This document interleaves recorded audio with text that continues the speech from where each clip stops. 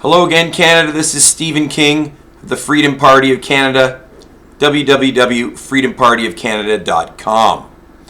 This video is going to be about medical tyranny, and this comes in many forms. What's the Freedom Party of Canada going to do about medical tyranny? Well, here are some things. No Canadian will ever be forced to put any drug in their body again, ever. Your body, your choice. Now, YouTube doesn't like us saying things about what we will call the V. You all know what the V is.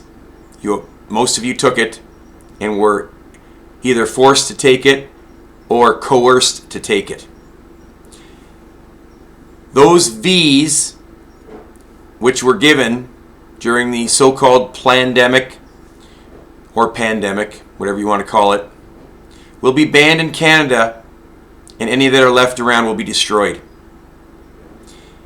The massive number of V's that are given to babies results in the babies and toddlers not allowing their natural immune systems to develop properly.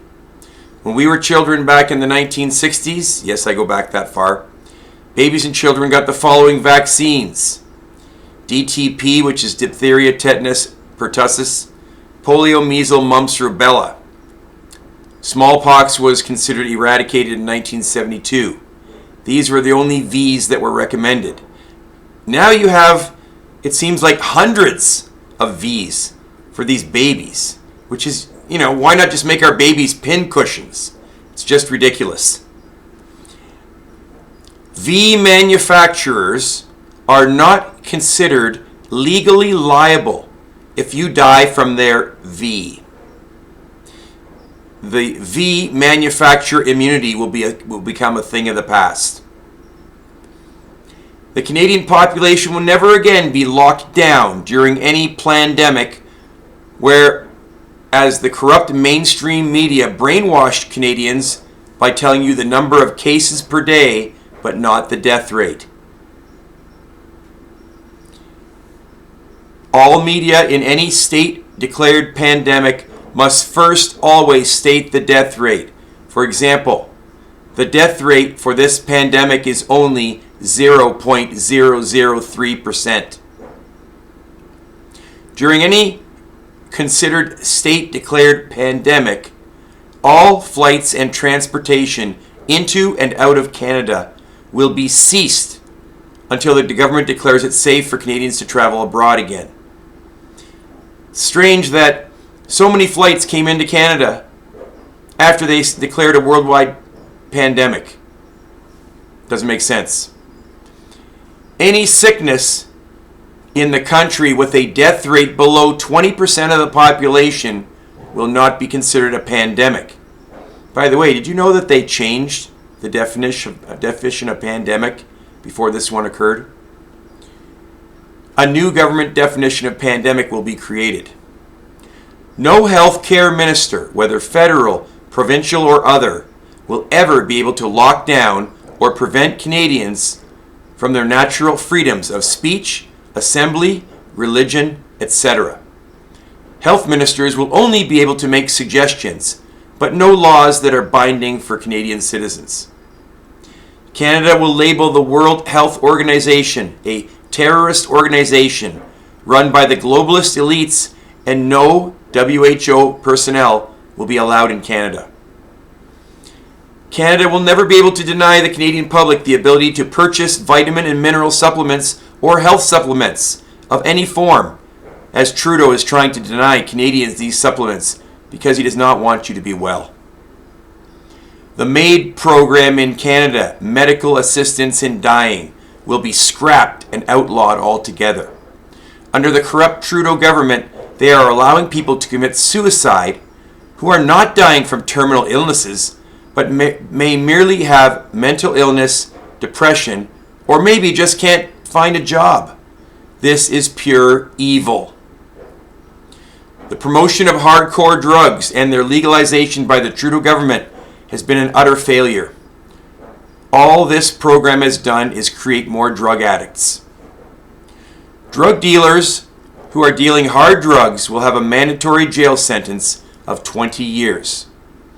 Alternatively, they may enroll in the Canadian military for a 20-year period to turn their life around with an ankle bracelet to know their whereabouts at all times. All those who have been put in jail for drug use or dealing will be afforded the opportunity shown in the previous section.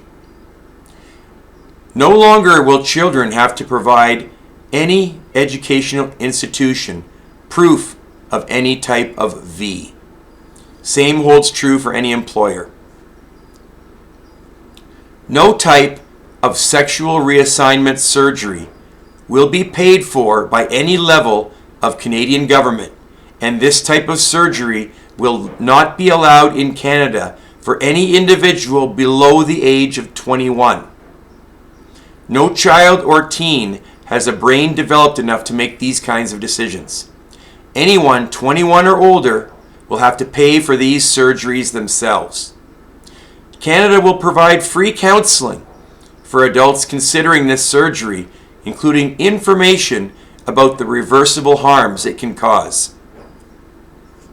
A review published in the Canadian Medical Association Journal recommends that, as part of the now widely practiced gender-affirming approach to care, hormone blockers may be given once puberty starts, which occurs on average at age 10 and a half for children born female and 11 and a half for those born male.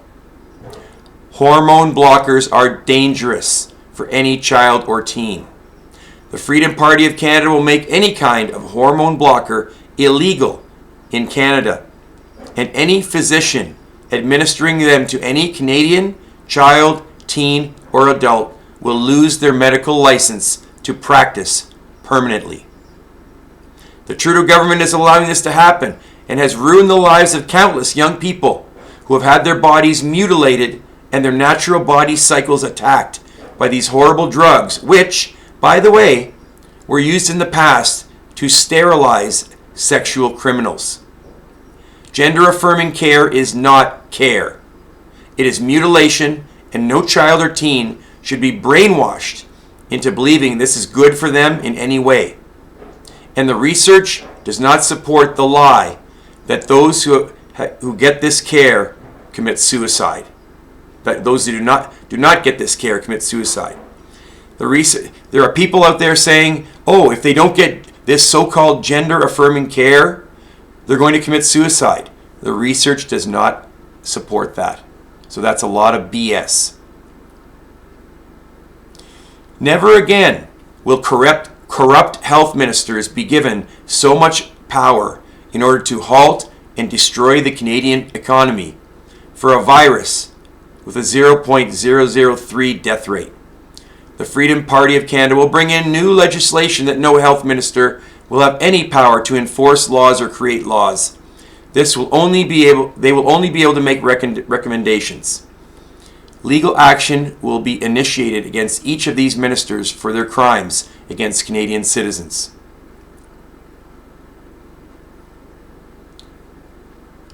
Forced V's on kids or suspending them from schools? What kind of dystopian world are we living in? This has to stop. Convoy protesters never should have had their bank accounts frozen by the dictator Justin Trudeau. Truckers were protesting V mandates, and they did so peacefully, and this corrupt Liberal government did everything in their power to make them look non-peaceful.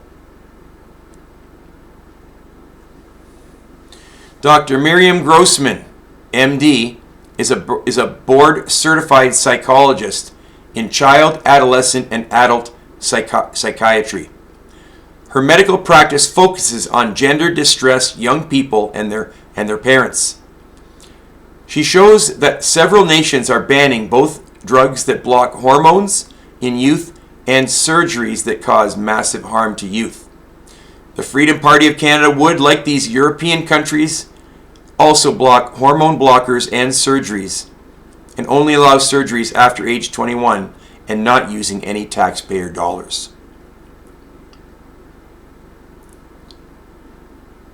The evil of the left in promoting their V agenda is causing the U.S. government to sue a doctor for $500 billion for recommending vitamin D to fight COVID.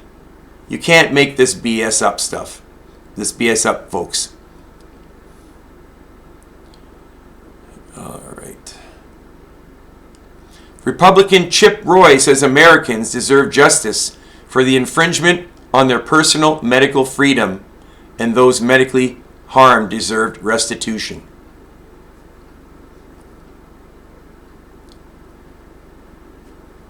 Contrary to popular opinion, the fanatical war waged against COVID-19 by governments is not over yet.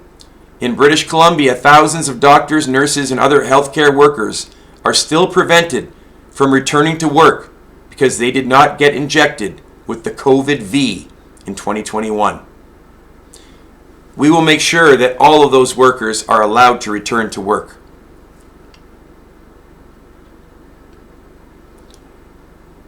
Alberta's Chief Medical Officer of Health and government health officials across Canada claimed falsely that their policies were evidence-based. In fact, locking down the entire population for prolonged periods of time was a brand new experiment, never before tried in human history. Experiments, by definition, are supported by theories and modeling, not evidence. But those who questioned this grand experiment were denounced as anti-science or lacking compassion, or both. For 24 hours a day, 7 days a week, Canada's regime or legacy media generated fear of COVID and did so for over 2 years. The media and politicians claimed that COVID threatened everyone, not just elderly people with serious comorbidities, thereby encouraging the entire population to live in unfounded fear. Facts emerged, but fear prevailed. Facts became clear.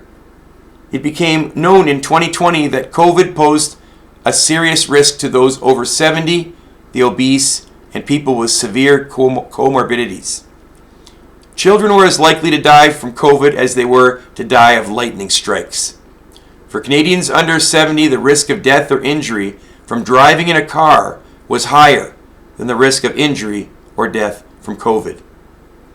Yet it remained blasphemy of the highest order to suggest that COVID was like a bad annual flu, even when that is what the government's own statistics and data were showing.